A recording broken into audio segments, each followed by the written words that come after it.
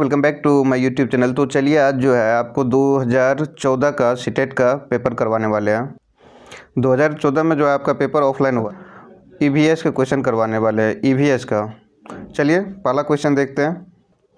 तो first question देखिएगा, कांसा जिसको ब्रॉन्ज बोला जाता है, दो धातुओं का मिश्रण है। कांसा दो धातुओं का मिश्रण है, तो ये धातुएं हैं, तो ये दोनों आपको बताना है कि कांसा किस दो धातुओं का मिश्रण है। तो पहला ऑप्शन हो गया आपका तांबा और जस्ता, दूसरा ऑप्शन हो गया तांबा और टीन, तीसरा ऑप्शन हो गया तांबा और लोहा, और चौथा ऑप्शन हो गया अल्युमिनियम और टीन। तो इसमें देखिएगा सही आंसर क्या होगा, आपको कमेंट करना है। तो इसका राइट आंसर हो जाएगा, तो कांसा के बारे में पूछ रहा है तो इसका राइट आंसर आपका हो जाएगा तांबा और टीन। तो इसका राइट आंसर तांबा और टीन, याद रखिएगा। ये 2014 का पूछा हुआ पेपर है, ऑफलाइन मोड में हुआ था 2014 में एग्ज़ाम। इसी तरह आपको अभी रिसेंट ईयर तक जो है 2023 का अगस्त में जो एग्ज़ाम हुआ था, तो 2023 के अगस्त तक का क्वेश्चन करवा देंगे। नेक्स्ट क्वेश्चन देखिएगा, निम्नलिखित समूहों में से उस समूह को चुनिए जिसमें खाना पकाने के तरीके ढंग दिए गए हैं। तो पहला ऑप्शन आपका हो गया उबालकर, गूंथकर, भूनकर, दूसरा ऑप्शन हो गया सेककर, उबालकर, बेलकर, तीसरा ऑप्शन हो गया तलकर, भिगोकर, भूनकर, और चौथा ऑप्शन हो गया सेककर, तलकर, भूनकर। तो इसका राइट आंसर आपको बताना है कि खाना पकाने के तरीके के सही तरीका क्या होता है, खाना पकाने में सही तरीका क्या यूज होता है। तो खाना पकाने का सही तरीका क्या हो जाएगा, पहले सेकेगा, फिर उसके बाद तलेगा, फिर उसके बाद भुनेगा। तो इसका राइट आंसर 4 हो जाएगा। चलिए नेक्स्ट क्वेश्चन देखते हैं। नेक्स्ट क्वेश्चन है, माउंट एवरेस्ट के विषय में सही कथन चुनिए। तो पहला ऑप्शन आपका हो गया, यह जम्मू कश्मीर का भाग है और इसकी चोटी की ऊंचाई 8900। माउंट एवरेस्ट के विषय में सही कथन चुनिए। तो पहला ऑप्शन हो गया इसका, यह जम्मू कश्मीर का भाग है और इसकी ऊंचाई 8900 मीटर है। दूसरा ऑप्शन है, यह नेपाल का भाग है और इसकी चोटी की ऊंचाई 8900 मीटर है। तीसरा ऑप्शन है, यह भारत का भाग है और इसकी चोटी की ऊंचाई 9850 मीटर है। और चौथा ऑप्शन है, यह तिब्बत का भाग है और इसकी चोटी की ऊंचाई 9850 मीटर है। तो इसमें आपको राइट आंसर बताना है। तो इसका राइट आंसर हो जाएगा, यह नेपाल का भाग है। माउंट एवरेस्ट कहाँ पे है, नेपाल में है, और इसकी ऊंचाई क्या है, 7900 मीटर है। तो इसका राइट आंसर 2 हो जाएगा। चलिए नेक्स्ट क्वेश्चन देखते हैं। नेक्स्ट क्वेश्चन है, रेगिस्तानी ओक एक पेड़ का नाम है जिसकी जड़ें उसकी गहराई तक ज़मीन में भीतर जाती है जब तक कि पानी तक न पहुंच जाए। इस पौधे की जड़ की गहराई इस पेड़ की ऊंचाई का लगभग 30 गुनी होती है। यह पेड़ कहाँ पाया जाता है। तो पहला ऑप्शन है आपका राजस्थान, दूसरा ऑप्शन है अबू धाबी, तीसरा ऑप्शन है ऑस्ट्रेलिया, और चौथा ऑप्शन है रूस। तो इसका आपको राइट आंसर कमेंट करना है। तो इसका राइट आंसर हो जाएगा आपका ऑस्ट्रेलिया। याद रखिएगा, पूछा हुआ क्वेश्चन है, 2014 का है। इसके बाद भी आपका मतलब ये रिपीट किया हुआ क्वेश्चन है, तो याद रखिएगा प्रीवियस क्वेश्चन को रिपीट करने का ज़्यादा संभावना रहता है। चलिए नेक्स्ट क्वेश्चन देखते हैं। नेक्स्ट क्वेश्चन है, कोई रेलगाड़ी गांधीधाम से 16 जुलाई 2014 को प्रातः 5:15 बजे स्टेशन छोड़कर 18 जुलाई 2014 को प्रातः 4:45 बजे नागरकोइल स्टेशन पर पहुंचती है। रेलगाड़ी द्वारा चली गई दूरी 2646 किलोमीटर है। इस रेलगाड़ी की औसत चाल किलोमीटर प्रति घंटा बताना है। पहला ऑप्शन हो गया आपका 57 किलोमीटर, दूसरा ऑप्शन हो गया 56, तीसरा ऑप्शन हो गया 54, और चौथा ऑप्शन हो गया, ये तीसरा ऑप्शन 55 और चौथा ऑप्शन 54 हो गया। देखिए इसको क्या करना है, तो फर्स्ट ऑफ ऑल इसको देखिएगा कि 16 तारीख को निकल रहा है, तो 16 तारीख को निकल रहा है, 16 से 17 को कितना हो जाएगा, 24 घंटा हो जाएगा, ठीक है। उसके बाद 17 से 18 जुलाई के बीच देखिएगा, 17 से जाएगा 18 को, 17 से 18 को जाएगा, 17 से 18 को जाएगा तो क्या हो जाएगा, 17 से 18 को जाएगा तो 24 घंटा होता, 24 घंटा होता, लेकिन कितना देर पहले पहुंच जा रहा है, 4:45 में पहुंच जा रहा है, लेकिन स्टेशन पे उसको मतलब 5:15 में पहुंचता तब 24 घंटा होता। तो 5:15 से 4:45 में आप देख लीजिए कितना पहले पहुंच रहा है, तो कितना पहले हो जाएगा, आधा घंटा पहले हो जाएगा। तो 0.5 आप माइनस कर दीजिए, चाहे 23.5 घंटा बोलिए, तो टोटल कितना हो जा रहा है, 47 घंटा, 47.5 आवर हो जाएगा, बेसिकली 47.5 आवर हो जाएगा। औसत चाल का फॉर्मूला क्या होता है? दूरी बटे चाल, दूरी बटे समय होता है। तो दूरी बटे समय कीजिएगा तो दूरी कितना हो गया आपका 2646 और डिवाइड कीजिएगा कितना से 47.5 से, 47.5 हो जाएगा। 47.5 से डिवाइड कीजिएगा तो ये आपको कट के आएगा 55.76, 55.76। तो 55.76 आ रहा है, तो आप इसको एवरेज 56 ले सकते हैं, जिसका मतलब 56 के आसपास का वैल्यू हो जाएगा। क्या कि 55.76 आ रहा है, तो 55.76 आ रहा है तो 54 भी नहीं होगा, 55 भी 57 भी नहीं होगा, तो इसका राइट आंसर 56 हो जाएगा। 55.76 आ रहा है तो इसका डेसिमल वैल्यू आप ले सकते हैं 56, तो इसका राइट आंसर 56 हो जाएगा। चलिए नेक्स्ट क्वेश्चन देखते हैं। नेक्स्ट क्वेश्चन है, बिहार राज्य के लोगों के लिए मधुमक्खी पालन शुरू करने की सबसे अच्छी अवधि कौन सी है? तो पहला ऑप्शन देखिएगा जनवरी से मार्च, दूसरा ऑप्शन है अप्रैल से जून, तीसरा ऑप्शन है जुलाई से सितंबर और चौथा ऑप्शन है अक्टूबर से दिसंबर। तो अक्टूबर से दिसंबर चौथा ऑप्शन हो गया आपका। तो इसमें राइट आंसर आपको बताना है कि बिहार राज्य के लोगों के लिए मधुमक्खी पालन करने की सबसे अच्छी अवधि कौन सी है? तो ये हो जाएगा आपका अक्टूबर से दिसंबर, अक्टूबर से दिसंबर राइट आंसर हो जाएगा। चलिए नेक्स्ट क्वेश्चन देखते हैं।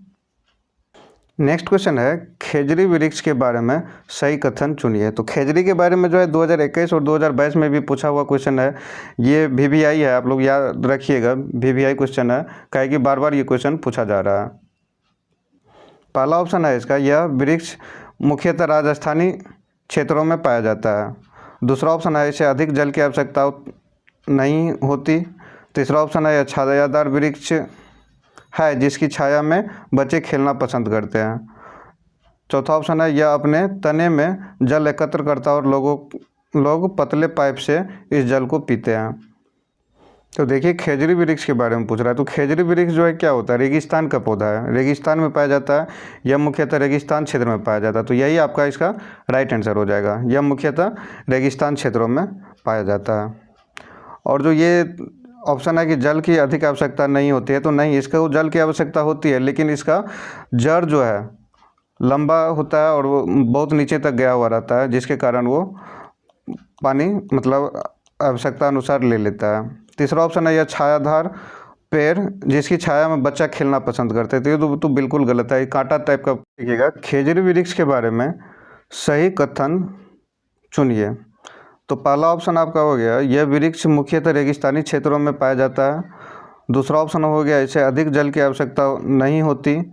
तीसरा ऑप्शन है, यह छायादार वृक्ष है जिसकी छाया में बच्चे खेलना पसंद करते हैं। और चौथा ऑप्शन है, यह अपने तने में जल एकत्र करता है और लोग इसे पतले पाइप से पीते हैं। तो इसमें आपको राइट आंसर बताना है कि कौन कौन सा कथन सही है। तो पहला कथन देखिएगा, यह वृक्ष मुख्यतः रेगिस्तानों क्षेत्र में पाया जाता है, तो रेगिस्तानी क्षेत्रों में पाया जाता है, ये सही है। दूसरा ऑप्शन देखिएगा, इसे अधिक जल की आवश्यकता नहीं होती है। अगर रेगिस्तानी भाग में तो स्वाभाविक है कि वहाँ पे पानी का मात्रा कम रहेगा, तो वहाँ पे पानी ज़्यादा जो जल नहीं आवश्यकता होगा वही पौधा जीवित रह सकता है, अच्छा से रह सकता है। नेक्स्ट देखिएगा, यह छायादार वृक्ष, हाँ यह छायादार वृक्ष है जिसकी छाया में बच्चे खेलना पसंद करते हैं। तो बच्चे छाया है तो खेलना पसंद करेगा, तो इसका राइट आंसर हो जाएगा एक हो जाएगा, 1 2 3 1 2 3 इसका राइट आंसर हो जाएगा। तो ऑप्शन ए या ऑप्शन पहला। चलिए नेक्स्ट क्वेश्चन देखते हैं।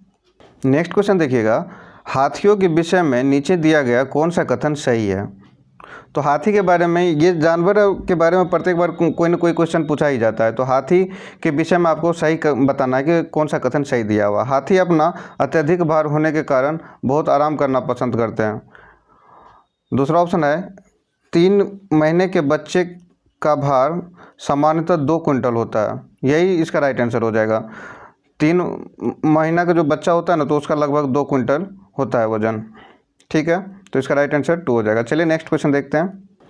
नेक्स्ट क्वेश्चन देखिएगा, ब्रेल लिपि में मोटे कागज पर उभरे हुए बिंदु बने होते हैं, यह लिपि आधारित होती है। तो ब्रेल लिपि पर जो है मोटे कागज पे उभरे हुए बिंदु बने होते हैं, यह लिपि आधारित होती है। तो मतलब क्या वो बिंदु पे आधारित होता है? तो पहला ऑप्शन आपका 4 बिंदु हो गया, दूसरा ऑप्शन 6 बिंदु हो गया, तीसरा ऑप्शन 8 बिंदु हो गया और चौथा ऑप्शन 10 बिंदु हो गया।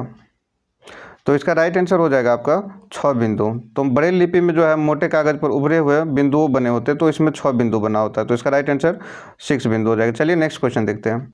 नेक्स्ट क्वेश्चन है, निम्नलिखित पक्षियों में से कौन काफ़ी हद तक अपनी गर्दन को पीछे तक घुमा सकता है? तो जैसे मतलब आगे देख रहा है, पीछे की तरफ बहुत फास्ट में कौन सा पक्षी देख सकता है, तो वो आपको आंसर बताना है। तो पहला ऑप्शन आपका मैना हो गया, दूसरा ऑप्शन उल्लू हो गया, तीसरा ऑप्शन कौवा हो गया और चौथा ऑप्शन कोयल हो गया। तो सबसे झटके में कौन मतलब घुमा सकता है अपना गर्दन? तो सबसे झटके में उल्लू आपका गर्दन घुमाता है, तो इसका राइट आंसर उल्लू हो जाएगा। चलिए नेक्स्ट क्वेश्चन देखते हैं। नेक्स्ट क्वेश्चन है, हमारे देश के नीचे दिए गए भाग में खाने की चीज़ जैसे टेपिओवा और नारियल को लोग अपने घर के आंगन में ही उगाते हैं और इन्हें इससे बने खाना का स्वाद बहुत अच्छा लगता है।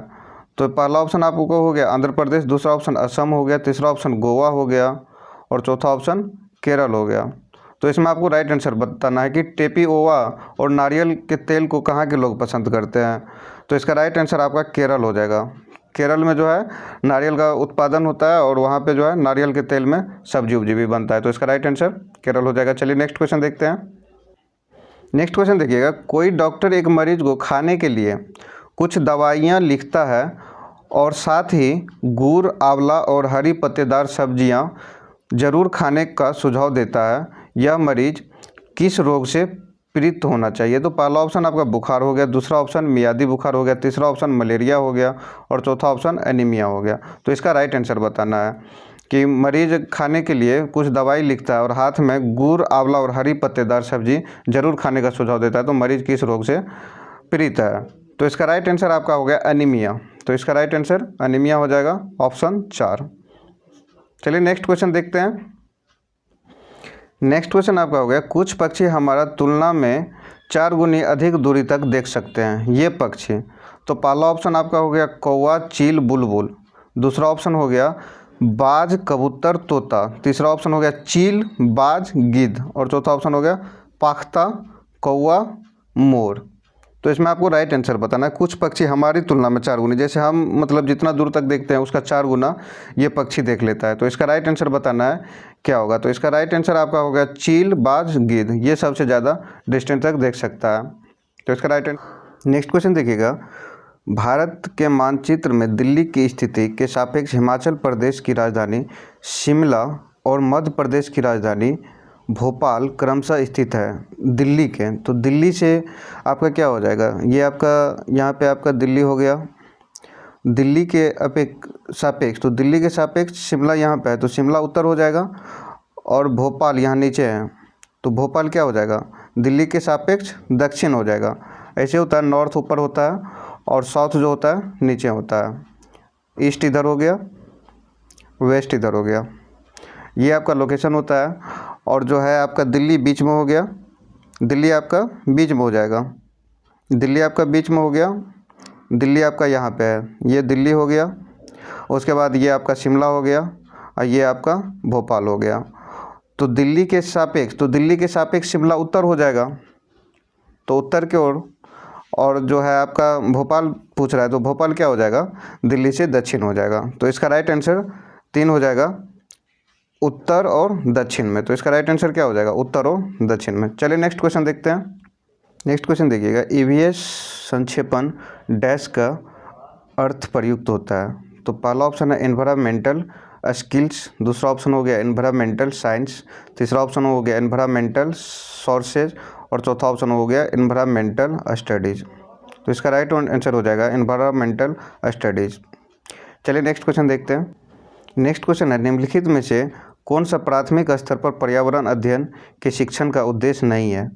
तो पहला ऑप्शन हो गया आपका शिक्षा कक्ष में होने वाले अधिगम को विद्यालय के बाहर की दुनिया के साथ जोड़ना, दूसरा ऑप्शन हो गया शिक्षक शिक्षा कक्ष में करे अनुशासन को सुनिश्चित करें, तीसरा ऑप्शन हो गया आपका बच्चों को प्रश्न पूछने के लिए आवश्यक अभिप्रेरित करना और चौथा ऑप्शन हो गया बच्चों को अपने निकटतम परिवेश के परिचय प्राप्त करने के लिए अभिप्रेरित करना। तो इसका राइट आंसर आपको बताना है कि कौन सा शिक्षण का उद्देश्य नहीं है। तो ये आपका 2 नंबर का ऑप्शन हो जाएगा, नहीं है।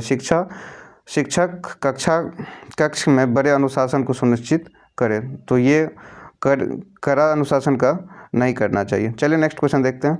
नेक्स्ट क्वेश्चन है, आंचल अपने कक्षा 5 में पर्यावरण अध्ययन की कक्षा में अक्सर गहन जांच पड़ताल वाले और कल्पनाप्रक प्रश्न पूछती है। उसके द्वारा इस प्रकार के प्रश्न का उद्देश्य डैश सुधार करना है। तो पहला ऑप्शन हो गया अवलोकक कौशलों को, तीसरा ऑप्शन हो गया आपका संवेगात्मक कौशलों को, तीसरा ऑप्शन हो गया चिंतन कौशलों में, और चौथा ऑप्शन हो गया बोलने संबंधी कौशलों में। तो इसका राइट आंसर आपको कमेंट करके बताना है।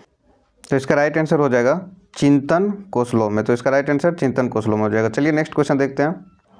नेक्स्ट क्वेश्चन है, खेल हम जो खेलते हैं प्रकरण के शिक्षण में शिक्षार्थियों की अधिकतम भागीदारिता के लिए निम्न में से कौन सी शिक्षण युक्ति प्रभावी होगी। इसका क्वेश्चन लंबा था तो उतना मतलब बहुत छोटा छोटा लिखा जाता है, तो इसलिए आपको जो है इसका आंसर पहला ही ऑप्शन था, तो इसलिए हम एक ऑप्शन सिर्फ ले लिया। शिक्षार्थियों को खेल के मैदान में ले जाना, उन्हें अलग अलग दिनों में अलग अलग खेल खिलाना, यही हो जाएगा आपका राइट आंसर। चलिए नेक्स्ट क्वेश्चन देखते हैं। नेक्स्ट क्वेश्चन है, निम्नलिखित में से कौन सा पर्यावरण की कक्षा में रूपात्मक आकलन का समुचित कार्य नहीं है। तो इसमें नहीं लगा हुआ है, देख लीजिएगा ध्यान से।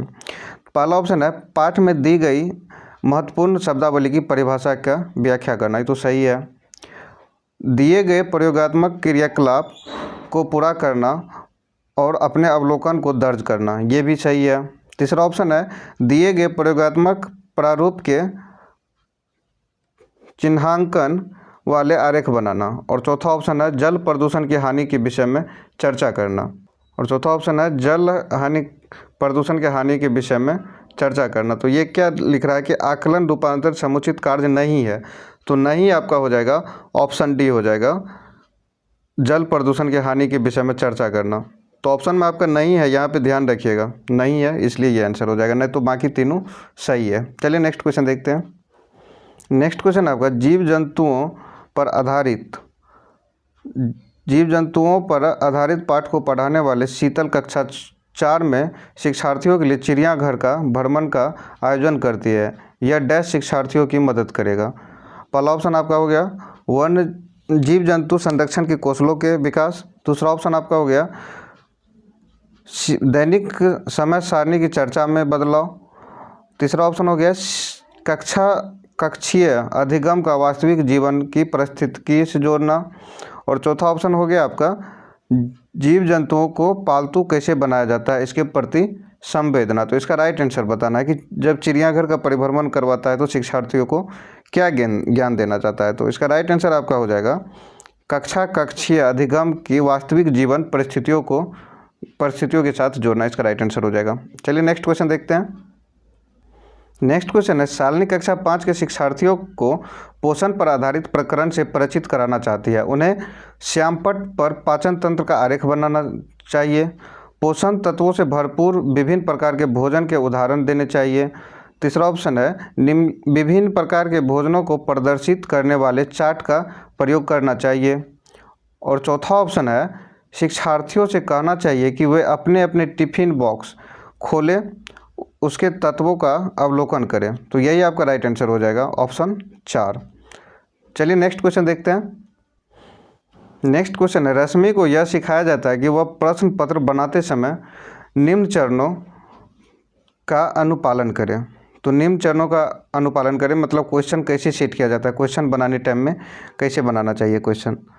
तो देखिएगा इसका पहला ऑप्शन है प्रश्न लिखना, दूसरा ऑप्शन है रूपरेखा डिजाइन तैयार करना, तीसरा ऑप्शन है प्रश्न पत्र के संपादन करना, और चौथा ऑप्शन है ब्लूप्रिंट तैयार करना। तो देखिए इसका राइट आंसर हो जाएगा पहले तो रूपरेखा और डिज़ाइन तैयार करेगा, 1 नंबर में ये हो जाएगा, ठीक है। उसके बाद क्या करेगा, ब्लूप्रिंट तैयार करेगा, क्वेश्चन किस टाइप का पूछेंगे ढांचा। उसके बाद क्या करेगा, प्रश्न लिख लेगा, कौन कौन प्रश्न पूछना है, और चौथा ऑप्शन है प्रश्न पत्र का संपादन। प्रश्न पत्र का संपादन क्या करेंगे, सबसे लास्ट में करेंगे। तो 4 नंबर में हो जाएगा प्रश्न पत्र का संपादन करना, 4 ऑप्शन में प्रश्न पत्र का संपादन करना। तो इसका राइट आंसर हो जाएगा 2 4 1 3। तो इसका राइट आंसर क्या हो जाएगा? 2 4 1 3 सीरियली क्रमबद्ध रूप से सजाना था।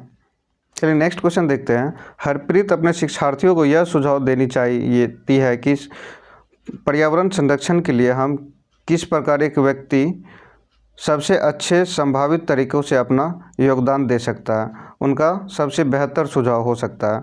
तो पहला ऑप्शन ही उसका राइट आंसर हो जाएगा, आने जाने के लिए सार्वजनिक साधनों का प्रयोग। चलिए नेक्स्ट क्वेश्चन देखते हैं।